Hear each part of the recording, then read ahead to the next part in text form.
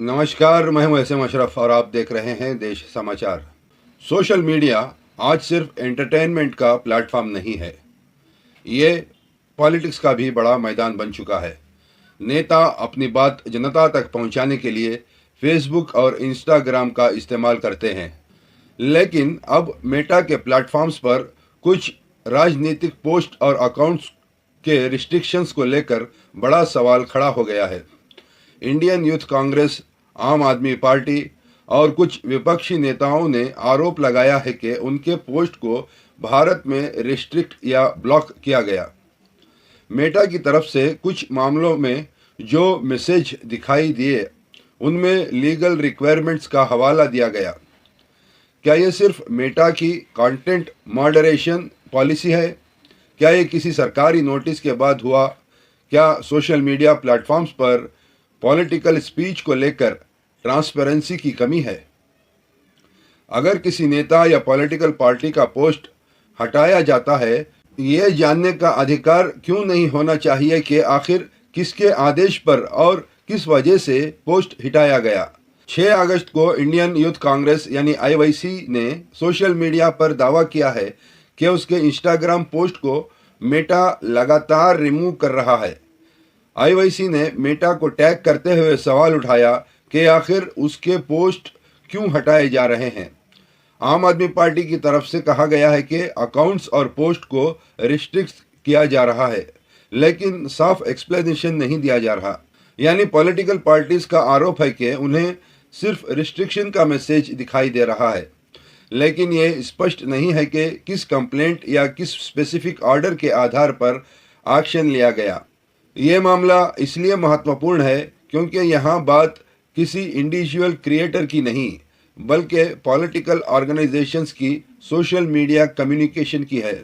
आम आदमी पार्टी के नेशनल कन्वीनर अरविंद केजरीवाल ने भी 6 अगस्त को मेटा को लेकर सवाल उठाया। केजरीवाल ने दावा किया कि उनका इंस्टाग्राम अकाउंट भारत में रिस्ट्रिक्टेड है और अकाउंट स्टेटस में अनअवेलेबल इन सम लोकेशन जैसा मैसेज दिखाई दे रहा है। उन्होंने कहा है कि मेटा के इंडिया ऑफिस से जानकारी लेने की कोशिश की गई, लेकिन रिस्ट्रिक्शन की वजह से उसे हटाने का तरीका स्पष्ट नहीं बताया गया। उन्होंने मेटा से एक्सप्लेनेशन मांगा। यहाँ ध्यान रखना ज़रूरी है कि केजरीवाल की तरफ से लगाए गए आरोप है, उस समय मेटा की तरफ से कोई तत्काल सार्वजनिक एक्सप्लेनेशन उपलब्ध नहीं था। यहाँ एक इम्पॉर्टेंट टेक्निकल पॉइंट समझना ज़रूरी है। कुछ रिस्ट्रिक्टेड पोस्ट पर यूजर्स को ये मैसेज दिखाई दिया कि कंटेंट को भारत में लीगल रिक्वायरमेंट्स के तहत रिस्ट्रिक्ट किया गया है। यानी ये ज़रूरी नहीं कि मेटा ने खुद ये तय किया हो कि पोस्ट गलत है।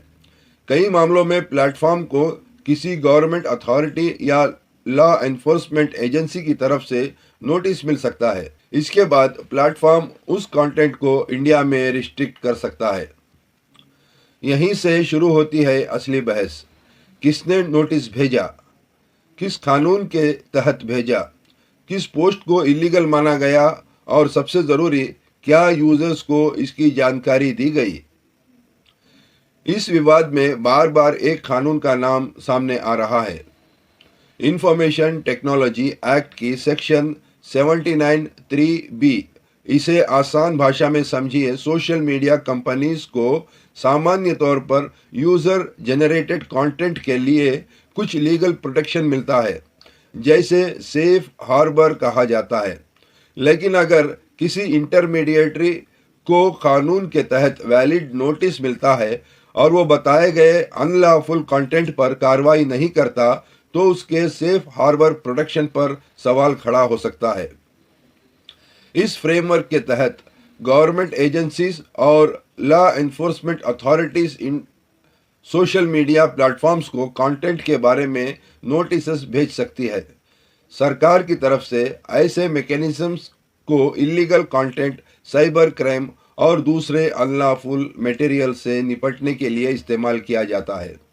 लेकिन डिजिटल राइट्स ग्रुप्स का सवाल है कि अगर इस सिस्टम का इस्तेमाल पॉलिटिकल स्पीच या क्रिटिसिज्म वाले कंटेंट पर भी हो रहा है, तो ड्यू प्रोसेस और ट्रांसपेरेंसी कैसे सुनिश्चित होगी?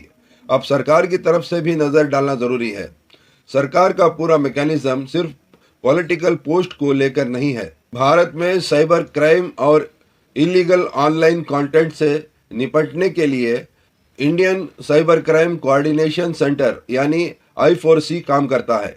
सरकार ने सोशल मीडिया और इंटरनेट इंटरमीडियरीज के साथ कोऑर्डिनेशन के लिए सहयोग पोर्टल जैसा मैकेनिज्म भी बनाया है। सरकारी जानकारी के मुताबिक राज्यों और लॉ इन्फोर्समेंट एजेंसीज को ऑनलाइन प्लेटफॉर्म्स तक नोटिस पहुंचाने के लिए टेक्नोलॉजी बेस्ड सिस्टम का इस्तेमाल किया जा रहा है। एक हालिया सरकारी एक्सप्लेनेशन के मुताबिक मार्च 2026 से जुलाई 2026 के बीच लगभग 2.98 लाख URLs टेकडाउन के लिए भेजे गए। इनमें करीब 2.44 लाख URLs राज्यों की तरफ से भेजे गए थे, जबकि करीब 51,000 URLs I4C की तरफ से साइबर क्राइम इंफ्रास्ट्रक्चर और स्टॉक इन्वेस्टमेंट स्कैम्स से संबंधित मामलों में भेजे गए। इसका मतलब साफ है, सरकार का कंटेंट टेक डाउन मैकेनिज्म्स केवल पॉलिटिकल कंटेंट के लिए बनाया गया सिस्टम नहीं है। लेकिन कंट्रोवर्सी तब पैदा होती है जब इसी मैकेनिज्म के तहत पॉलिटिकल पार्टीज, जर्नलिस्ट्स, एक्टिविस्ट्स या गवर्नमेंट क्रिटिक्स के पोस्ट भी रिस्ट्रिक्ट होने लगते हैं। मान लीजिए आपने इंस्टाग्राम पर कोई पॉलिटिकल पोस्ट डाला, कुछ समय बाद आपका पोस्ट भारत में दिखाई देना बंद हो जाता है। स्क्रीन पर सिर्फ इतना लिखा आता है कि restricted due to legal requirements. अब आपके मन में सवाल आएगा, किसने शिकायत की, किस अथॉरिटी ने आदेश दिया, किस कानून के तहत दिया, कौन सा हिस्सा इलीगल था और क्या आप उस डिसीजन को चैलेंज कर सकते हैं? यही वो पॉइंट है जहां ट्रांसपेरेंसी का सवाल उठता है।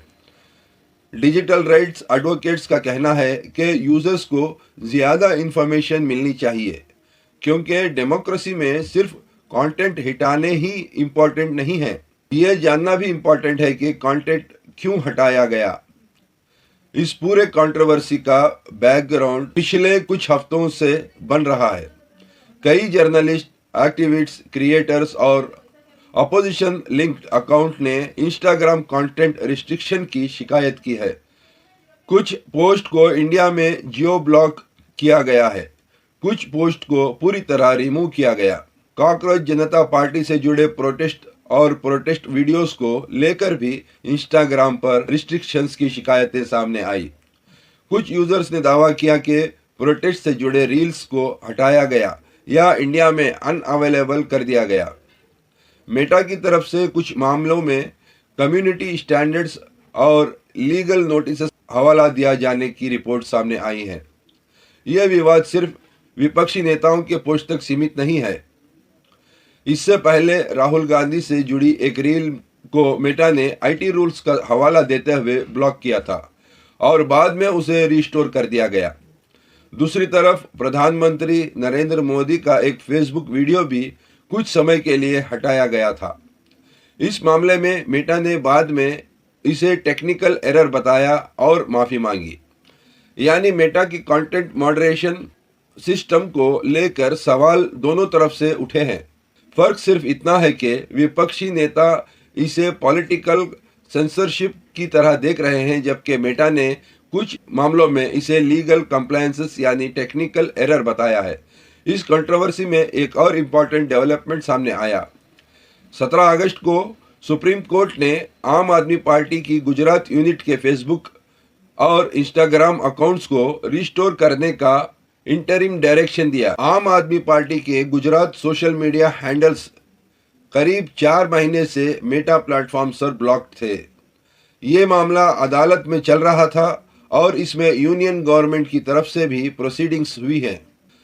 इस डेवलपमेंट ने एक बार फिर यह सवाल सामने ला दिया कि सोशल मीडिया प्लेटफॉर्म्स को गवर्नमेंट नोटिस और पॉलिटिकल स्पीच के मामलों में किस तरह बैलेंस बनाना चाहिए। यह सबसे बड़ा राजनीतिक आरोप है, लेकिन यहाँ हमें बहुत सावधानी से बात करनी होगी। अभी उपलब्ध इंफॉर्मेशन के आधार पर यह कहना सही नहीं होगा कि मेटा ने सभी विपक्षी पोस्ट किसी राजनीतिक आदेश के कारण हटाए हैं। कुछ मामलों में गवर्नमेंट या लॉ एनफोर्समेंट नोटिस का रेफरेंस है।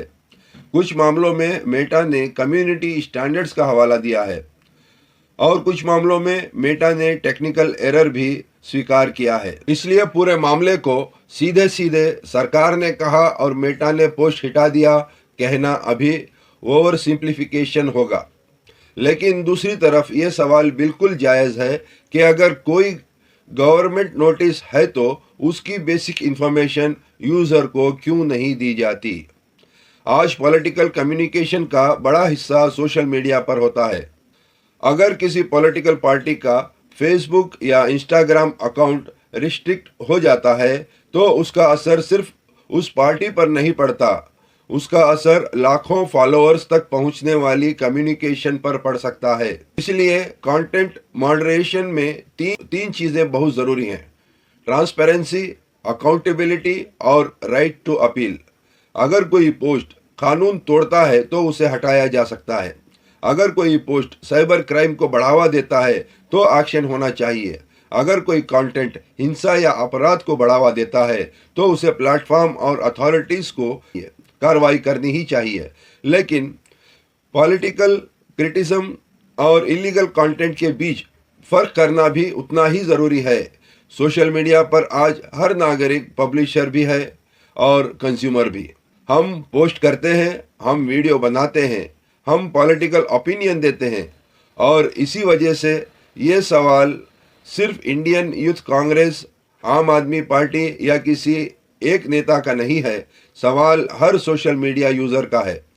अगर हमारा कंटेंट रिस्ट्रिक्ट किया जाता है तो हमें पता होना चाहिए कि क्यों किया गया, किस कानून के तहत किया गया, और अगर डिसीजन गलत है तो उसे चैलेंज करने का रास्ता क्या है।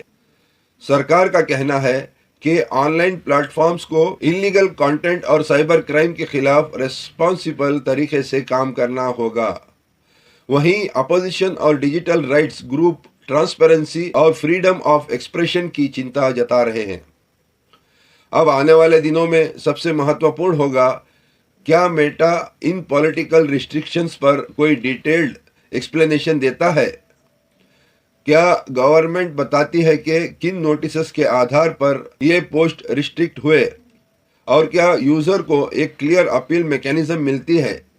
क्योंकि लोकतंत्र में सवाल पूछने की आज़ादी जितनी ज़रूरी है उतना ही ज़रूरी है कि जवाब मिलने की ट्रांसपेरेंसी।